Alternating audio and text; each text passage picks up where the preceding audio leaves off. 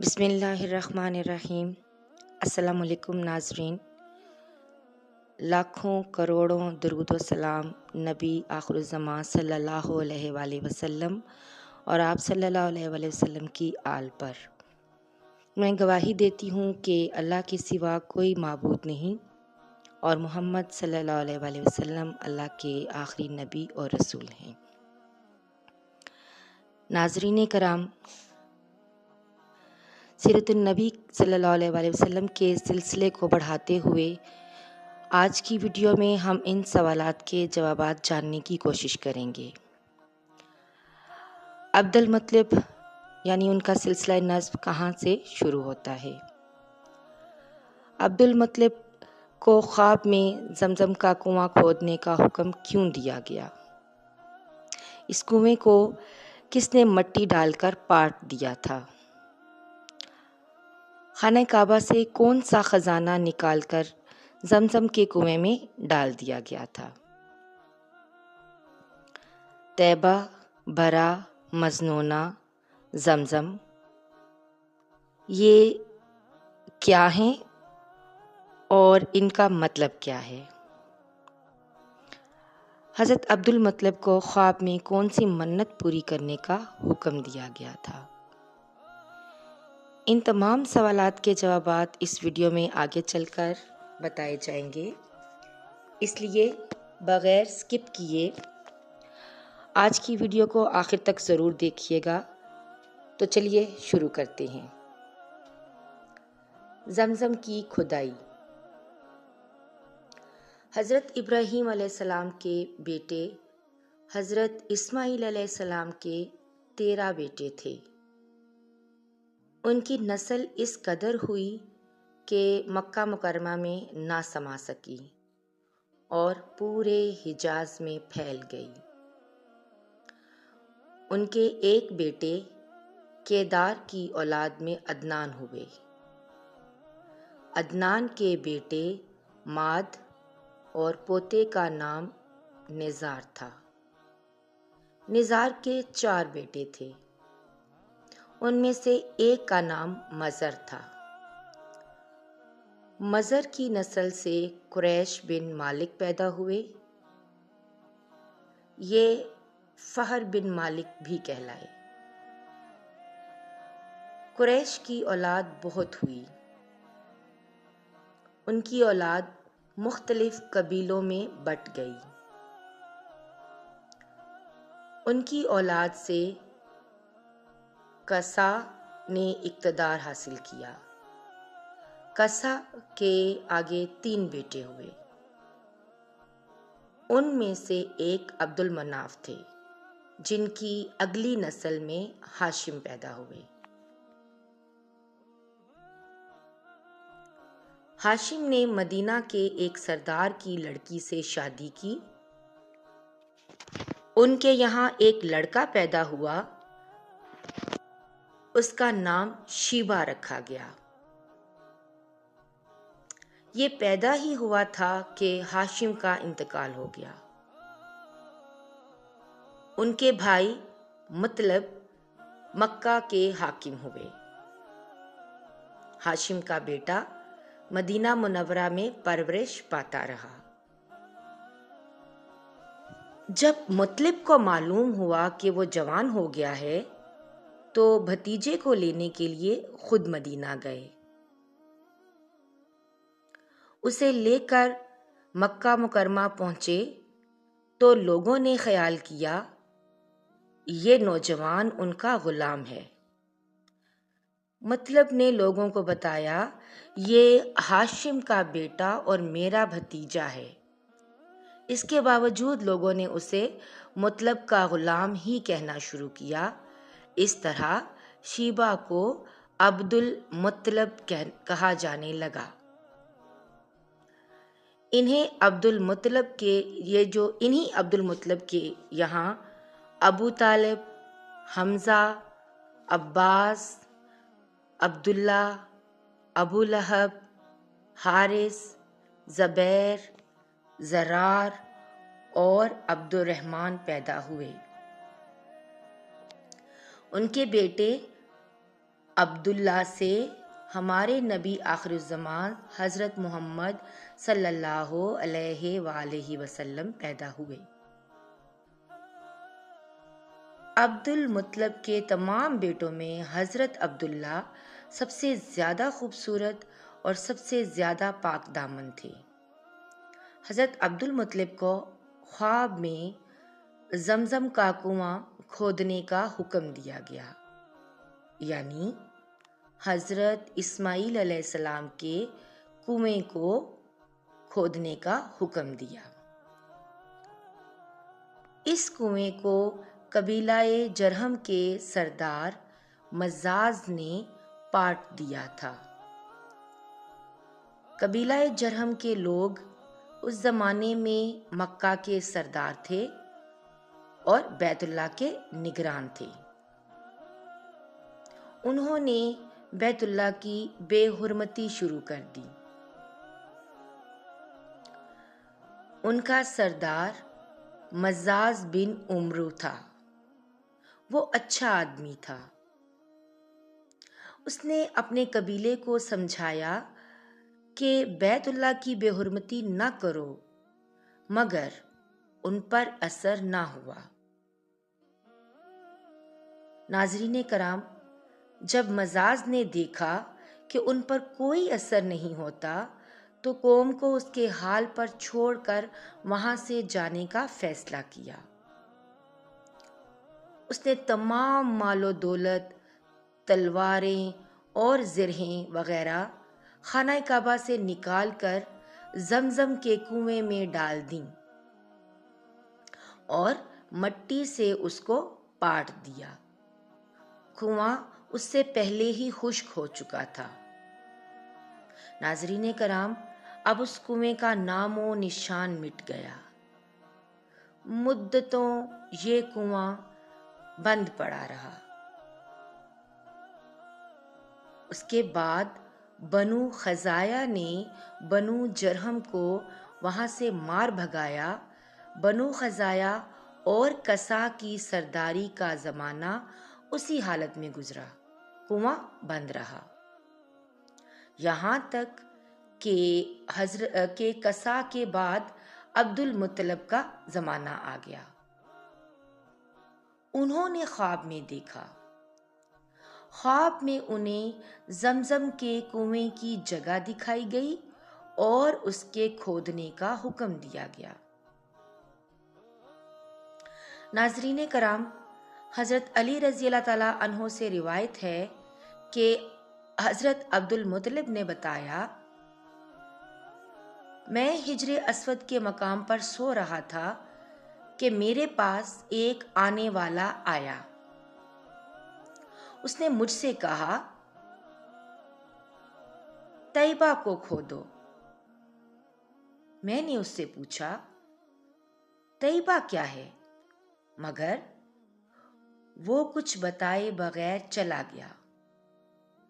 دوسری طرف رات کو پھر خواب میں وہی شخص آیا، کہنے لگا، برا کو کھودو۔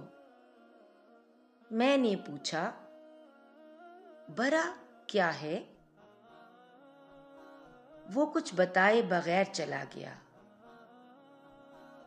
تیسری رات میں اپنے بستر پر سو رہا تھا کہ پھر وہ شخص خواب میں آیا۔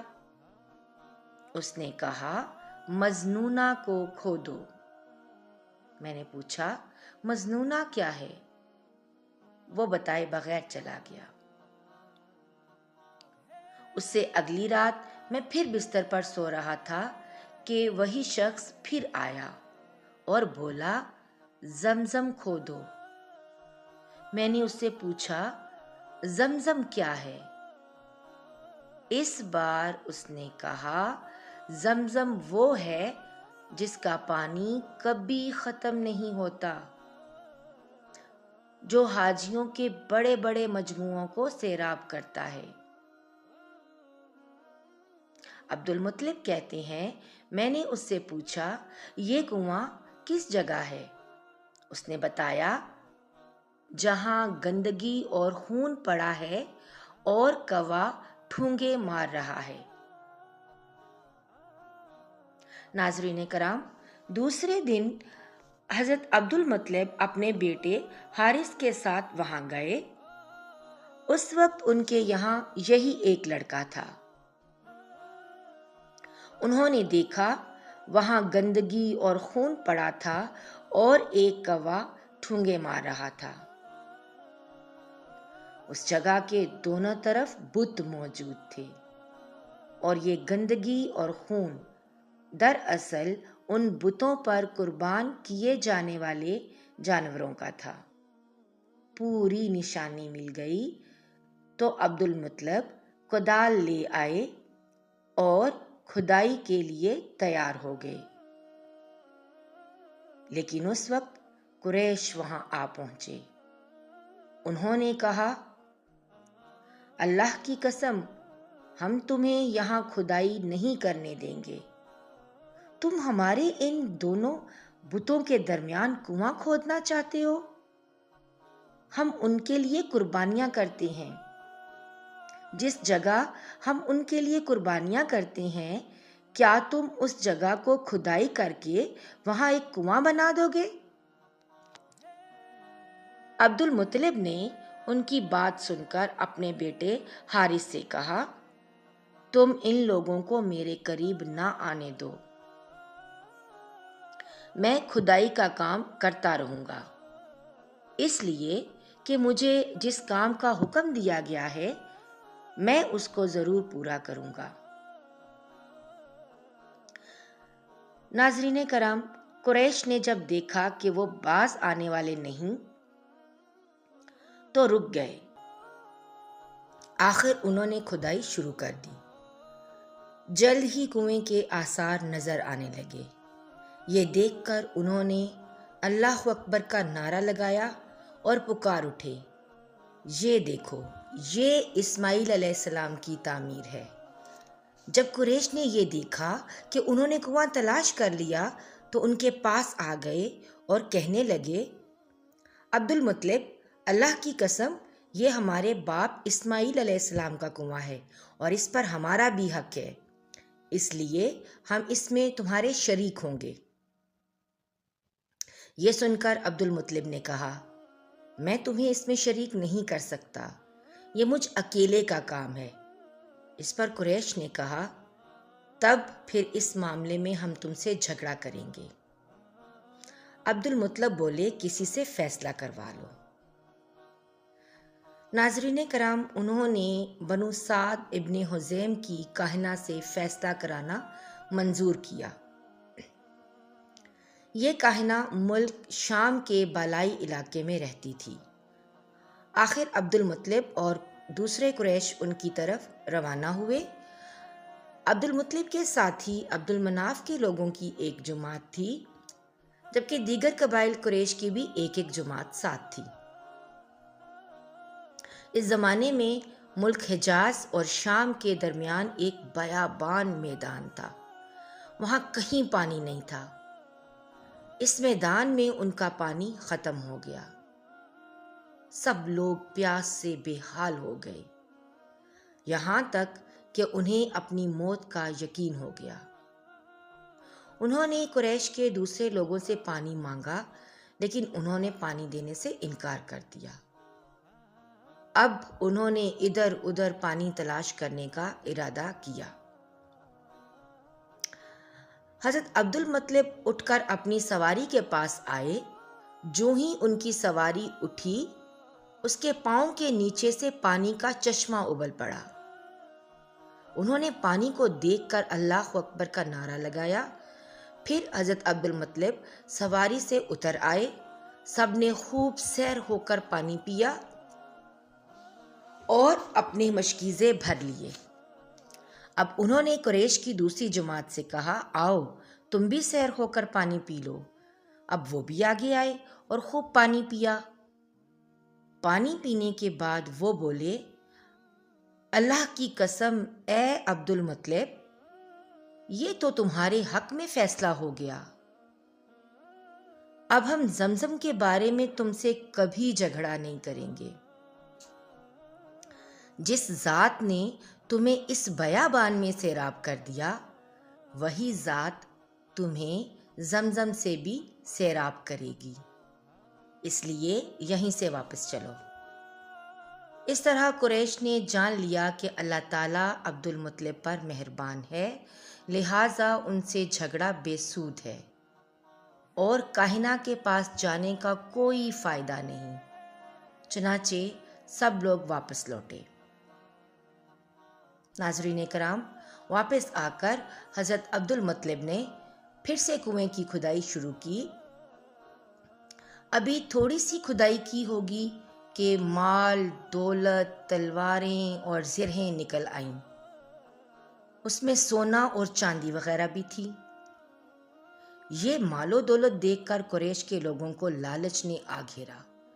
انہوں نے حضرت عبد المطلب سے کہا، عبد المطلب، اس میں ہمارا بھی حصہ ہے۔